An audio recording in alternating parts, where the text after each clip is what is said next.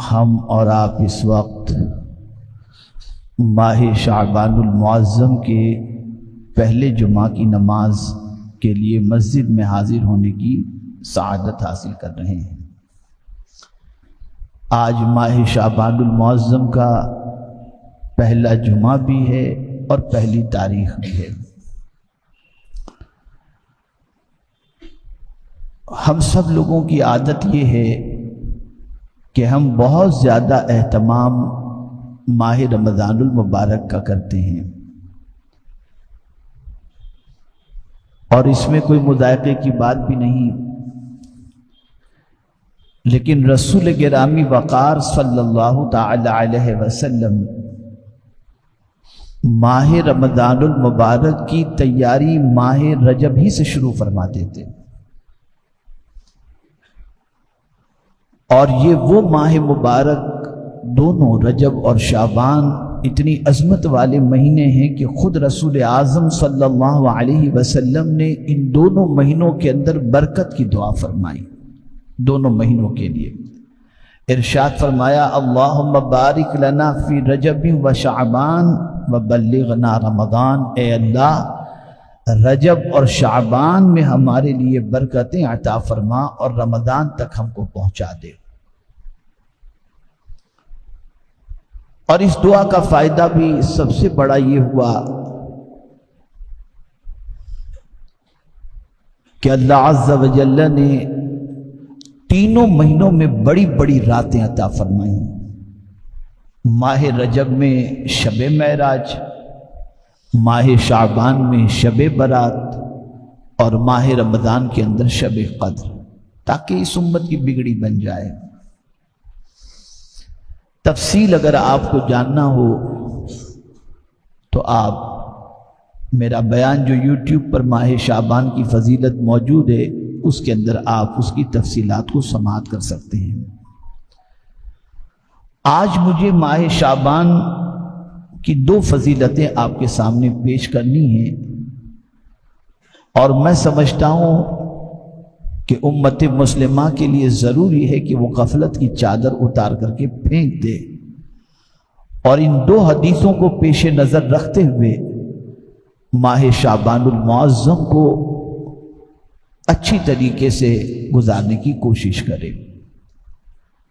آقا کریم صلی اللہ علیہ وسلم نے فرمایا، شعبان میرا مہینہ ہے اور رمضان اللہ کا مہینہ ہے۔ اس ماہ مبارک کو رسول اعظم صلی اللہ علیہ وسلم نے اپنی طرف منسوب کر دیا، اور اس مہینے کو سرکار صلی اللہ علیہ وسلم نے اپنا مہینہ فرمایا کہ یہ میرا مہینہ ہے۔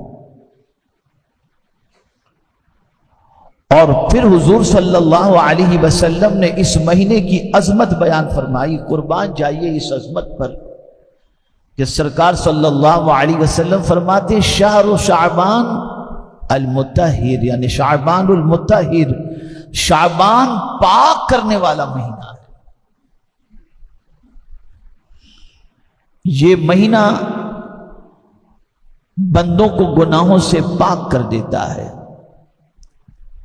خوش نصیب ہیں وہ لوگ جو اس مہینے میں پاکی حاصل کرتے ہیں۔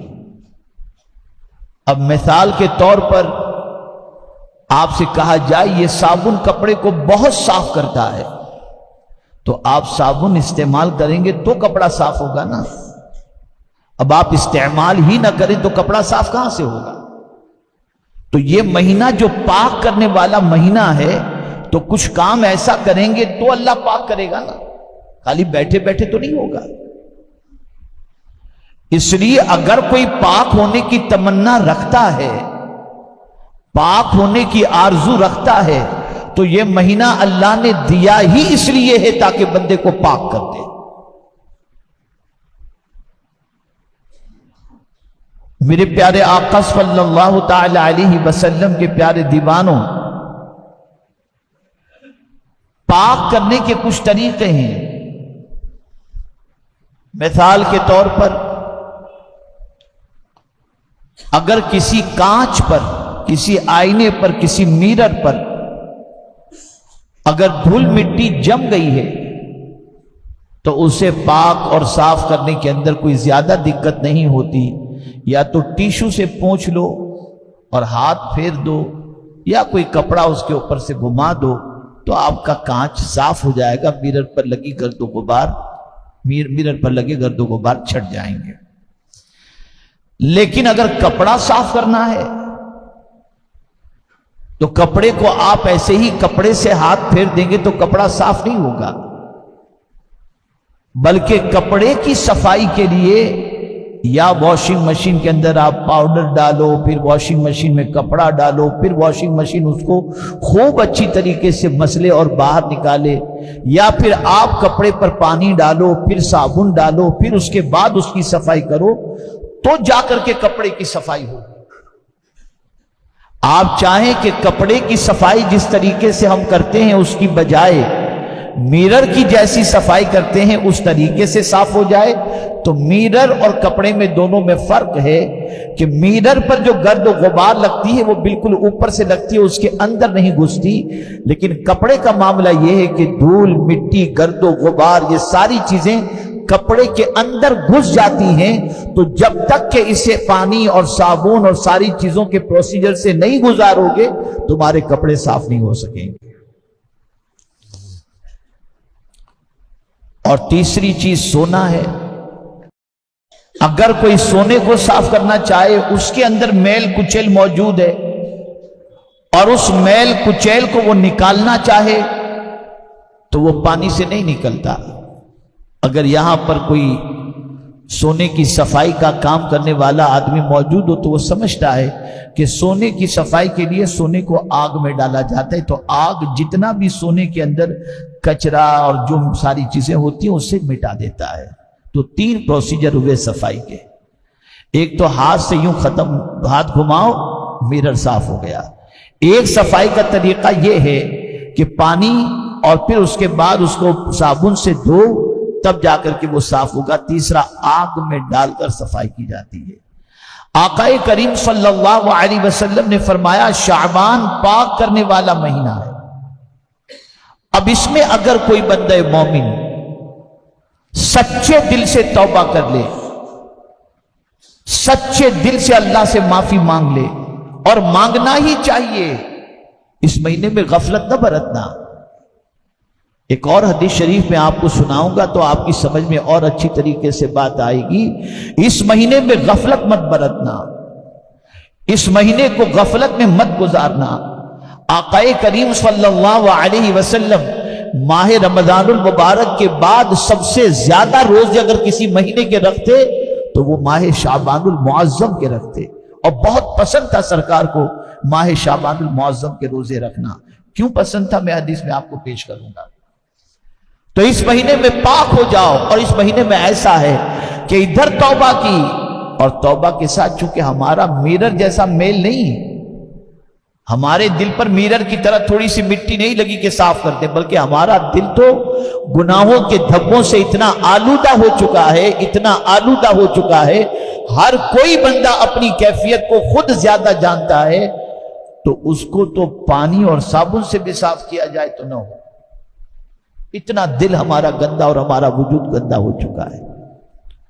لیکن پھر بھی اس کریم کا کرم ہے کہ جیسے ہی کوئی بندہ توبہ کر کے اپنی آنکھوں سے آنسو بہا لیتا ہے اور گناہ کو یاد کر کے جیسے ہی وہ رو پڑا اور اپنے رب سے اس نے معافی مانگتے مانگتے آنسو بہا دیے اور آنسوؤں کے قطرات گرنے شروع ہوئے، اللہ اس کے گناہوں کو مٹا دے.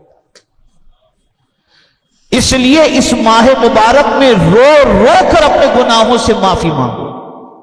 میں صرف رسمی طور کی بات نہیں کرتا، اس کو ذہن میں رکھیے گا کہ یوں ہاتھ اٹھایا اللہ معاف فرما دے، اللہ معاف فرما دے، اللہ معاف فرما دے، ایسا نہیں. رو، آنسو بہاؤ. اور جب کوئی آنسو بہاتا ہے تو اللہ کی رحمت کو جوش آ جاتا ہے کہ اس بندے کو احساس ہو گیا کہ اس نے میری نافرمانی کی ہے، اس بندے کو احساس ہو گیا کہ اس نے میرے خلاف زندگی گزاری ہے، یہ بندہ اپنے مجرم ہونے کا اقرار کر رہا ہے. خدا کی قسم اب تو مسلمانوں کا میں نے حال دیکھا ہے، میں تو کبھی کبھی گھبرا جاتا ہوں کہ یا اللہ اتنا دل مسلمانوں کا سخت ہو گیا کہ آنسو نکلتے ہی نہیں، اور اس کو لوگ بہادری سمجھتے ہیں اور کہتے ہیں یار اپنا دل تو بہت سخت ہے بھائی، اپنوں کو تو دیکھ کر کسی کو کچھ نہیں ہوتا۔ معاذ اللہ، کیا تم سخت دل کو لے کر بیٹھے ہو۔ آقا کریم صلی اللہ علیہ وسلم فرماتے کسی کا بدبخت ہونا اس کی پہلی علامت یہ ہے کہ اس کی آنکھ بہنے سے رک جائے، جس کی آنکھوں سے آنسو نہ نکلیں وہ خود کو ہوشیار نہ سمجھے۔ حضور فرماتے ہیں کہ اس کے شقی ہونے میں اور بدبخت ہونے کے اندر کوئی شک کی گنجائش نہیں ہے۔ اور میں پورے چیلنج کے ساتھ کہتا ہوں، سارے انبیاء روتے رہے، سارے اولیاء روتے رہے، ان کی عبادتوں کے باوجود بھی ان کی آنکھیں تھمنے کو نام نہیں لیتی تھی، وہ آنسو بہاتے ہی رہتے تھے۔ بلکہ فاروق اعظم تو اتنا روتے تھے کہ آنکھ کے قریب باقاعدہ نشان ہو گیا تھا، اتنا روتے تھے۔ اور اس قوم کو پتہ نہیں کیا ہو گیا، آفٹر چینل دیکھتے ہیں، کہہ لگاتے ہیں، خوب موج مستی کرتے، سمجھتے ہیں دنیا کے اندر عیش موج کر کے جی لو، کہاں مرنا ہے دیکھا جائے گا مرنے کے بعد۔ یہ آسان نہیں ہے مرنے کے بعد دیکھنے کا تصور، جب وہ پوچھنے پر آئے گا تو بندے کی حالت خراب ہو جائے گی۔ ڈرو، رو، آنسو بہاؤ، اور قرآن نے رونے کا ہی کہا۔ قرآن کہتا ہے فَلْيَضْحَكُوا قَلِيلًا وَلْيَبْكُوا كَثِيرًا، ہنسو کم اور رو زیادہ۔ یہ قرآن کہہ رہا ہے ہنسو کم اور رو زیادہ، یہاں رونے کا نام و نشان۔ تو رو، میں مدینہ منورہ جا رہا تھا ابھی 2-3 ہفتے پہلے، تو مکہ مکرمہ سے میں جب نکلا مدینہ منورہ کی طرف تو میں نے میرے استاد گرامی کو فون کیا کہ حضرت مکہ شریف سے نکلا ہوں، مدینہ جا رہا ہوں، دعا فرمائیں مقبول حاضری نصیب ہو جائے۔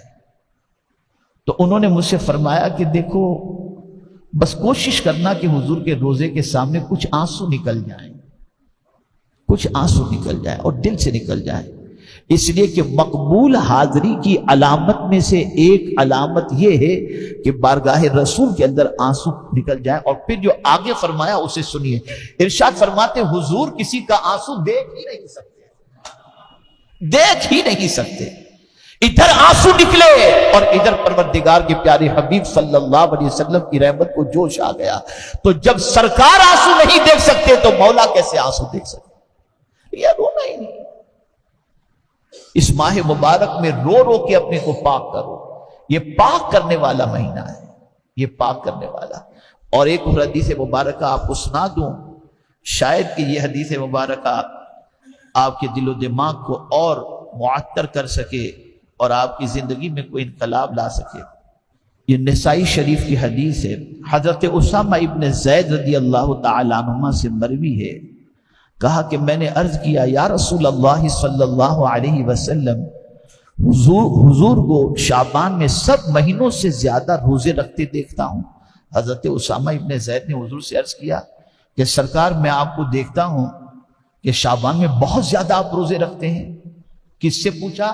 جواب دیجیے آپ، بولیے، زور سے بولیے، حضور صلی اللہ علیہ وسلم سے۔ یہ اس لیے کہ یہ بھی یاد کرانے کا اور سکھانے کا ایک طریقہ ہے کہ پوچھو، آدمی جواب دے گا تو بات یاد رہے گی۔ کس سے حضرت اسامہ ابن زید نے پوچھا؟ حضور صلی اللہ علیہ وسلم سے۔ اور کیا پوچھا کہ سرکار میں آپ کو شعبان میں سب مہینوں سے زیادہ روزے رکھتے دیکھتا ہوں۔ تو اب آقا نے کیا فرمایا، غور سے سنو۔ ارشاد فرماتے ہیں یہ ایک ایسا مہینہ ہے کہ لوگ اس سے غافل ہیں۔ یہ حضور فرماتے ہیں یہ ایسا مہینہ ہے کہ لوگ اس سے غافل ہیں، جو رجب اور رمضان کے درمیان ہے، یعنی شعبان المعظم۔ اور ایسا مہینہ ہے کہ اس میں اعمال رب العالمین کی بارگاہ میں پیش ہوتے ہیں۔ اس مہینے میں بندوں کے اعمال اللہ کی بارگاہ میں پیش ہوتے ہیں۔ اب سرکار فرماتے ہیں جو سید المعصومین ہیں، ارشاد فرماتے ہیں کہ مجھے پسند ہے کہ میرا عمل اس حال میں پیش ہو کہ میں روزے سے رہوں۔ یعنی اب آپ اندازہ لگائیے، آقا کریم صلی اللہ علیہ وسلم فرماتے ہیں کہ یہ اللہ کی بارگاہ میں اعمال کے پیش ہونے کا مہینہ ہے، تو سرکار فرماتے ہیں میں چاہتا ہوں کہ میرے اعمال جب پیش کیے جائیں تو میں روزے کی حالت میں رہوں، پتہ چلا یہ مہینہ کتنا عظیم مہینہ ہے۔ اب یہاں پر ہمارا حال یہ ہے کہ ہم جو ہے اس ماہ مبارک کو وہی کھیل کود، کھانے پینے، لغو و لعب، غفلت کے اندر گزار دیتے ہیں۔ کوئی احساس نہیں، نہ اعمال کے پہنچنے کا احساس، نہ دفتر کے کھلنے کا احساس۔ میری ایک کلپ آپ سنیں گے جس میں حضرت عبداللہ ابن مسعود اور حضرت عمر ابن خطاب رضی اللہ تعالی عنہما یہ دونوں ماہ شعبان المعظم کی 15ویں شب کیا دعا کیا کرتے تھے۔ یہ دونوں کون ہیں؟ اللہ اکبر۔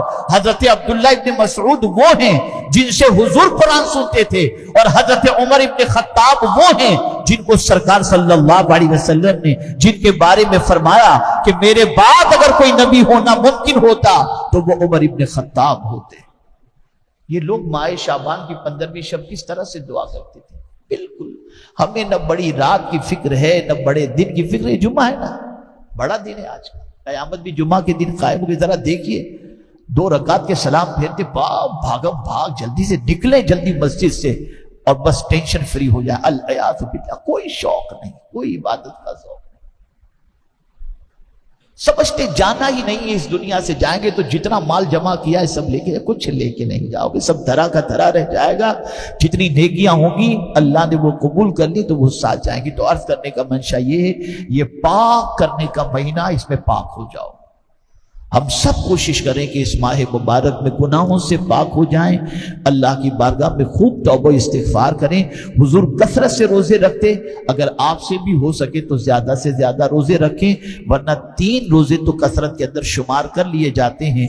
کثرت کا اطلاق 3 پر بھی ہوتا ہے، تو اگر آپ نے 13، 14، 15 شعبان کے بھی روزے رکھ لیے تو یہ کثرت کے اندر شمار ہو جائے گا۔ لیکن بہتر ہے کہ زیادہ سے زیادہ روزے رکھیں کہ رسول اعظم صلی اللہ علیہ وسلم اس سے راضی ہوتے ہیں۔ اور میرے پیارے آقا صلی اللہ علیہ وسلم کے پیارے دیوانوں، گناہ کو یاد کر کے رو، معافی مانگو، اللہ کی رحمت کو جوش میں لاؤ۔